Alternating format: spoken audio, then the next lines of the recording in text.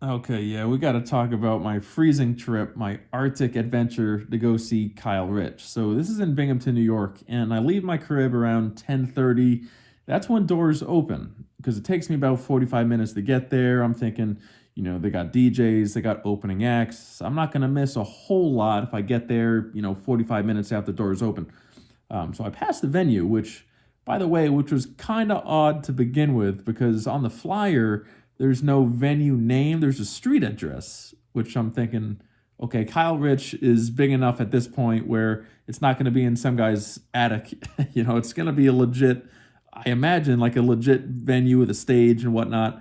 I drive past this venue, the line is like wrapped around the block. I'm like, oh, hell no, because it's like 22 degrees out. Remember, I get there by now, it's like 11:15 at night.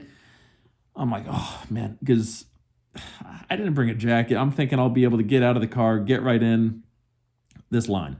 So, anyways, I'm in the line, long sleeve t shirt, no coat, freezing, teeth chattering. There's people, sucking on their vapes. I'm like leaning into the vape clouds to try to stay warm. I think the one girl in the entire line who was colder than me was the girl with the fresh pedicure because she had these, these heels on, toes out. She kept complaining how cold her toes were.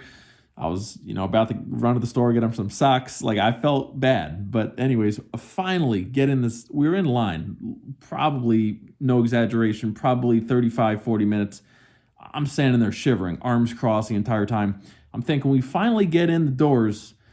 I'm like, whew, relief. It's going to be warm. People are going to be dancing, da-da-da.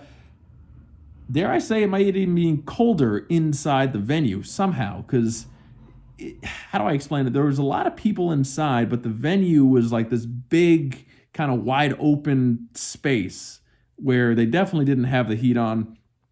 They definitely might have had some windows open because it was chilly in this venue. So the whole time, they're playing all the buzz in New York music right now. Your Cash Cobains, your Chow Lees, even some Kyle Richh and 41. But I'm trying to move around, but it's so cold. I got my arms crossed like the G Herbo video when he's at the radio station doing the freestyle. So man, it's long story short, fast forward a little bit.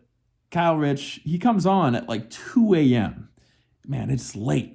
And another interesting thing to point out about the flyer is that it said he was hosting, not performing, hosting. So I rolled the dice. I drove there. I'm like, I don't really know what hosting means. I'm not a big nightclub guy, but we'll see what this is all about. I guess I don't know if this is standard for all hosting events, but essentially, Kyle Richh comes out. He stands on this podium and just kind of bobs his head. It's not his songs that are playing. He doesn't have a microphone. It's just they're playing Sexy Red, whatever was hot. And, he's standing there bobbing his head. People are kind of, vibing out. And then everyone's like, is he performing? Is he not performing? It's getting late. We've been here forever. Finally, someone gives him a microphone. They play Bent. The whole place gets pretty lit. We'll check out this video right here.